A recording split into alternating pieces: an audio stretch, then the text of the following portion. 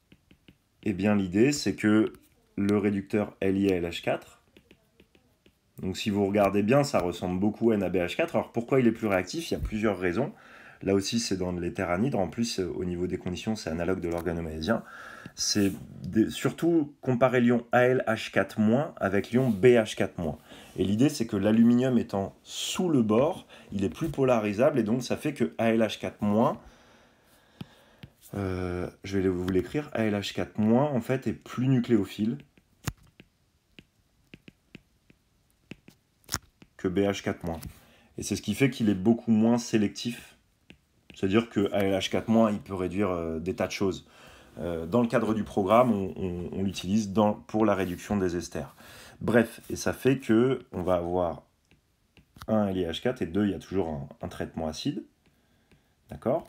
Je vous fais grâce du mécanisme, on le voit dans le programme de deuxième année, mais l'idée c'est que d'un point de vue méthodologique, on peut réduire l'ester en alcool primaire, et on verra en deuxième année qu'effectivement il y a des voies de passage entre l'acide et l'ester à l'acide, donc c'est l'estérification notamment, l'estérification de Fischer, et puis il y a d'autres méthodes, et donc ça veut dire qu'on peut passer de l'acide à l'ester pour le réduire ensuite en alcool primaire, voilà, et donc ça permet de discuter un peu de la réactivité comparée de LH4- et BH4-, sans pour autant forcément demander aux étudiants de l'apprendre directement comme ça.